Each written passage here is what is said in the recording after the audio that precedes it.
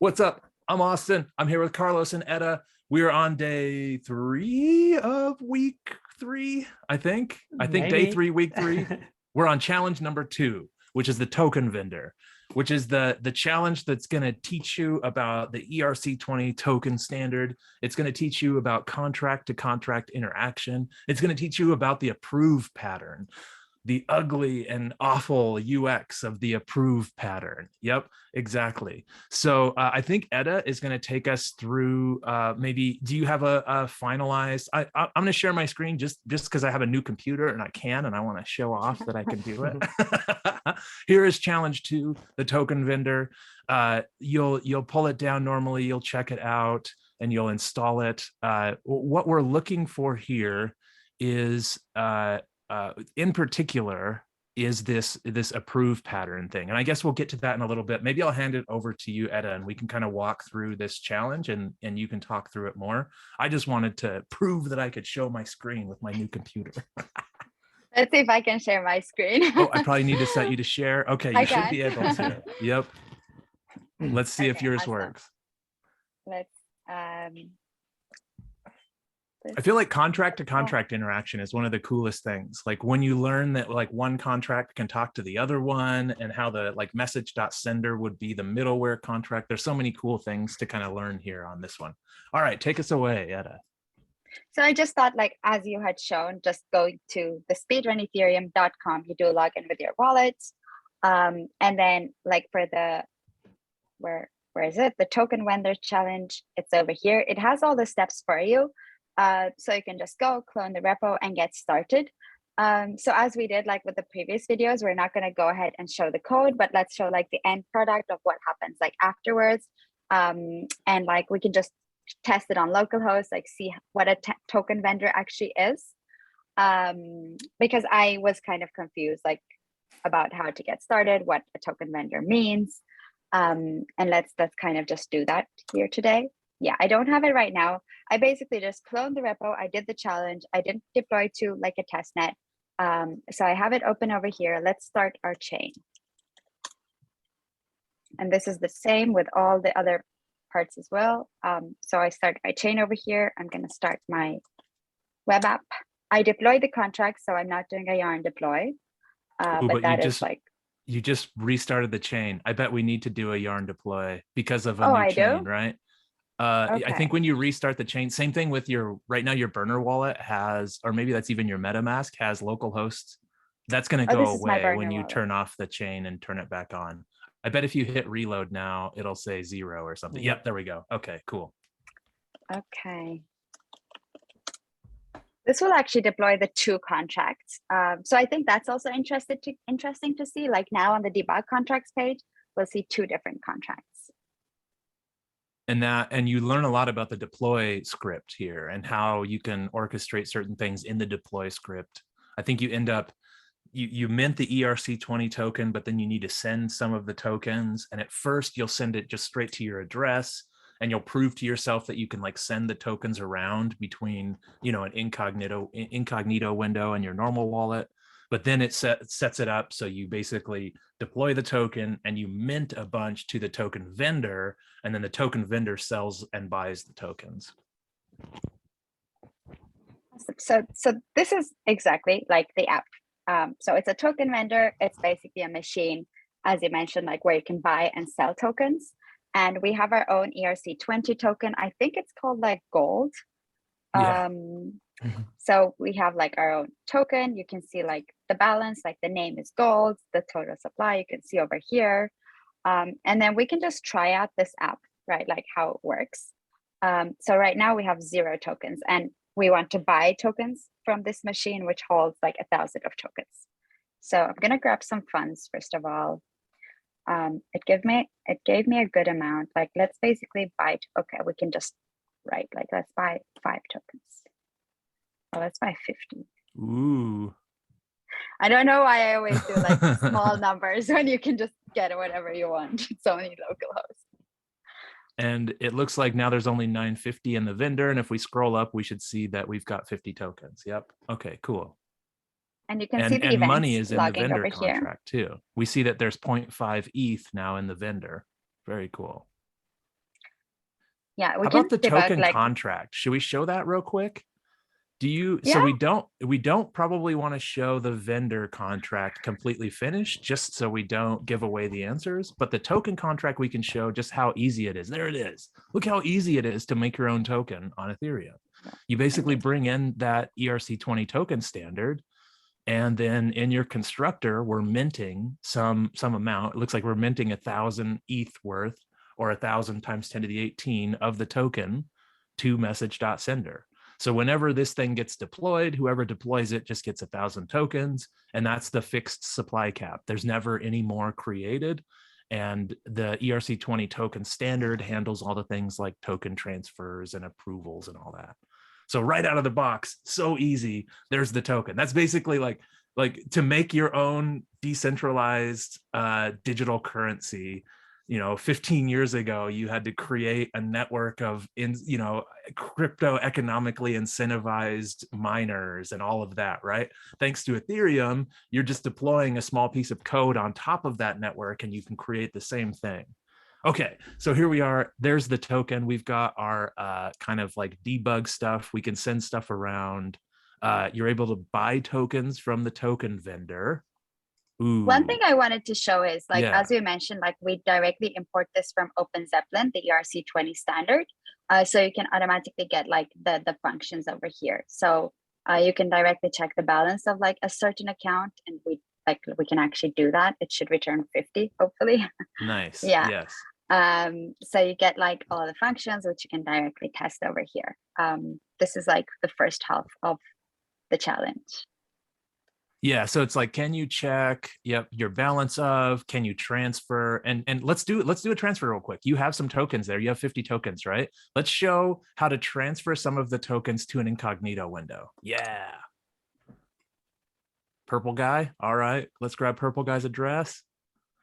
Oh, you're going to use that. I was going to use the debug contracts, but this works fine. This does the same thing as calling transfer in the debug contracts. It's just a little prettier UI. And does the 10, does it take it times 10 to the 18? Ooh, okay, let's send 10 again, but let's use the debug contract so you can see the difference. Because we didn't have to take it times 10 to the 18. We basically got the 10 tokens, and the UI did it in a really nice way. But if you're using this, yeah, you'll put in the recipient, and then you'll put in 5 or 10, and then you'll have to hit that button. Yeah, that's going to be the key. You need to remember to take it times 10 to the 18. Nice. Awesome. Okay. So we can mint our own currency. We can send it around. And then what's the next part? What do we move on to next? I think it's deploying the vendor and setting up some kind of vending machine contract. Exactly. Then we need to create this machine which can buy and sell the tokens. So that's the vendor.sol contract. And that's where like you make all the editing to the contract. You have all the instructions over here. But I think afterwards, like, so this is the machine which basically holds the tokens. What's kind of tricky with this challenge is the ERC20 pattern, like to buy and sell tokens. And maybe like we can show it from the UI, like how that works. Like you first speak to the vendor, needs to says, okay, like, or how, maybe that. Like Austin, yeah. I can pass it to you to explain that. I could butcher the explanation. Yeah. Do you want me to steal it for a second and running through the approved pattern? I totally can. Yeah, sure. Let's see here. Okay. So yeah, so I'm looking at the same thing here. There is the vendor. It looks like we have this like just constant price function. We're just going to say that the price is equal. You get 100 tokens per ETH. So the trick here, let's see. So you'll go through and you'll set it up. So in your deploy script, I don't want to show the vendor here, but I will show the vendor. Yeah. So you set it up. So you get your token, you deploy your vendor given the token's address, and then you connect to your vendor. This probably isn't big enough. You connect to your vendor and you transfer the tokens from your deployer to the vendor. So this will set it up so your vendor should start with the 1,000 tokens. So we deploy the token contract, then we deploy the vendor contract, then we send all 1,000 tokens from the deployer into the vendor contract. So your vendor holds all the tokens, and they talk about like, what if you minted 2,000 and what's the economic value of that, right? This is a really interesting idea to think through. If we minted 2,000 total tokens, and that's the complete supply cap, and then we put 1,000 of them in the vendor and we price them at 100 tokens per ETH, you're kind of setting the price for all the tokens. You're kind of pricing the 1,000 that you hold at 10 ETH or whatever that is, and then you're saying that the 1,000 that are in here are worth 10 ETH too, and you're kind of setting a price for the token, which is really interesting how that can work out.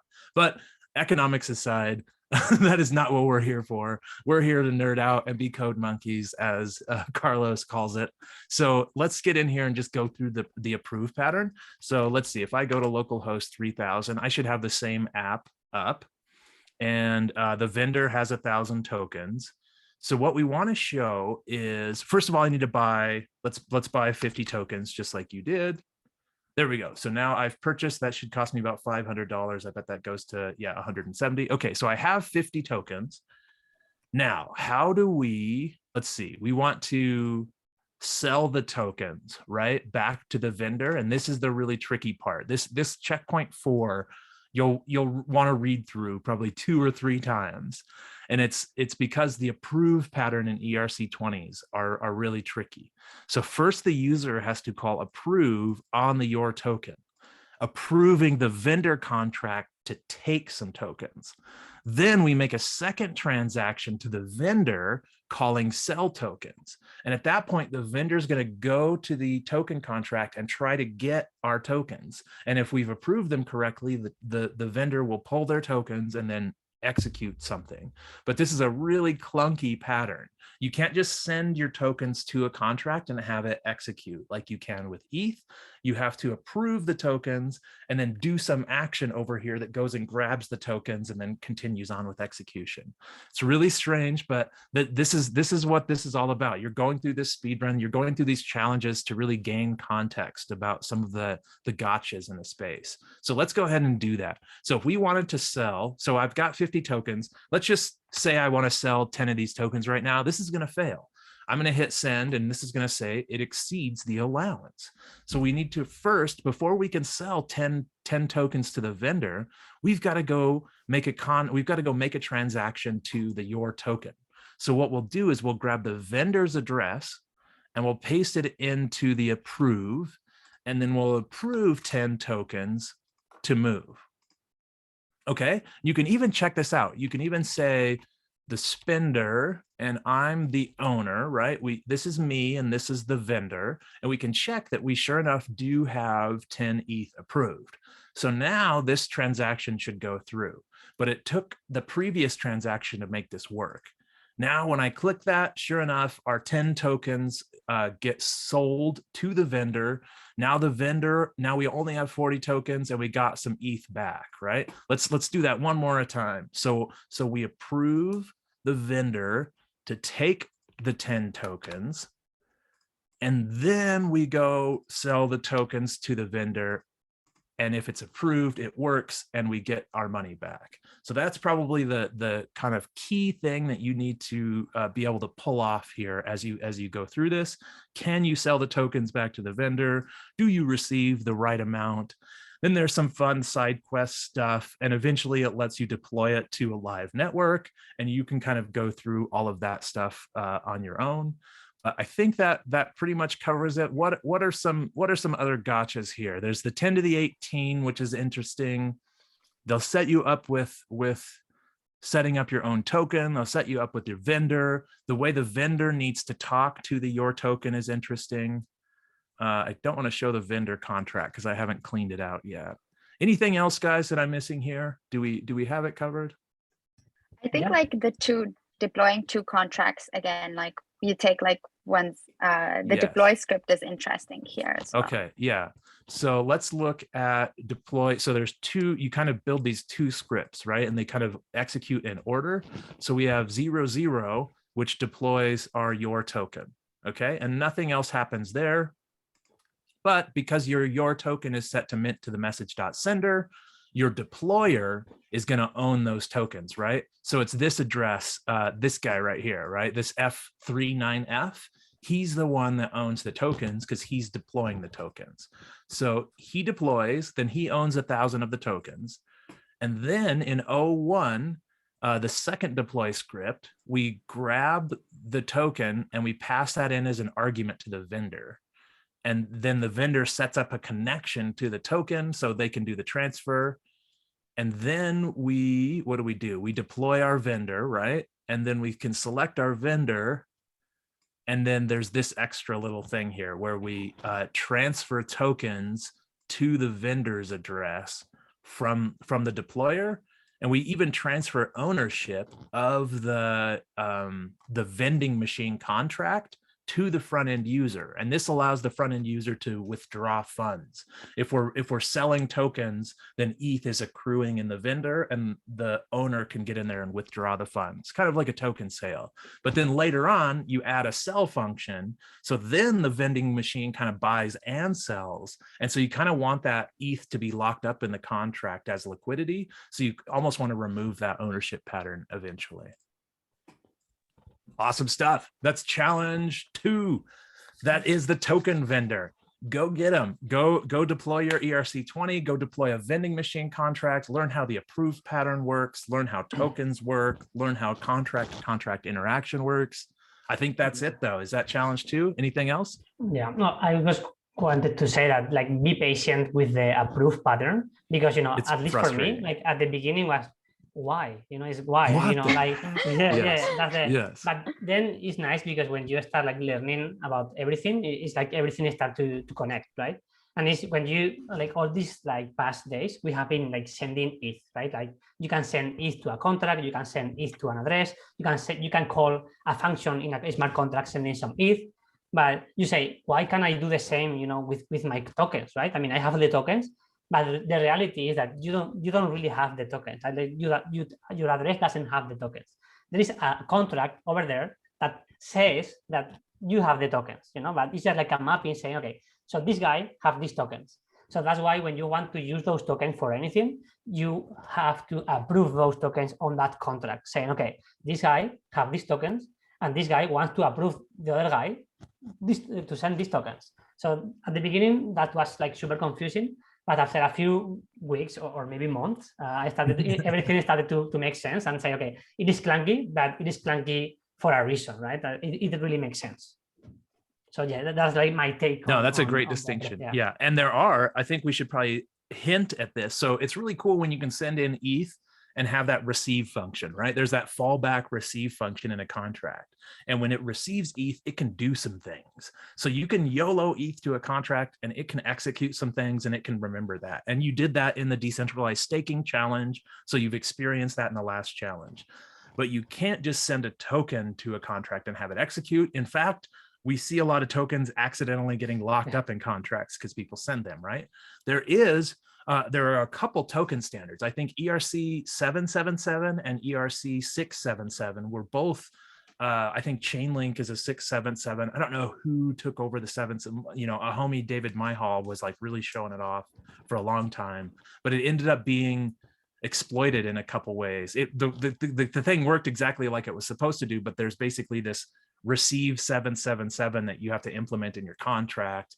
And some people didn't, and then some people did, and there were I don't remember exactly how to exploit it, but there are tokens that tried this. And if we could go back in time to Fabian when he's deploying the ERC20 contract for the very first time, we could probably like freeze time for a moment and be like, Fabian, don't do it. We need better user experience. We need a receive function.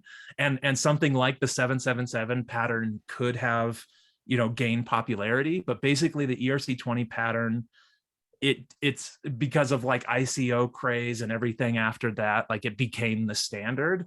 And so some other pattern like a 777 with a receiver that lets you just like send the tokens and have something execute just never really gained traction within the space. And therefore, when someone tries to use it, there are like these weird edge cases of it being exploited just because people didn't know that, the right way to do it. So yeah, ERC20, go learn that approve pattern. Good luck and be patient. And it's really cool and really powerful. And like Carlos said, it's just a mapping and a transfer function. It's pretty simple stuff, but yeah, you get in there and figure it out. Contract to contract interaction is actually really exciting too, because then you start thinking of all these layers of composability you can add into these systems, and it gets exciting. All right, thanks y'all. That's challenge 2. Go get them. Hearts, hearts, hearts. Everyone.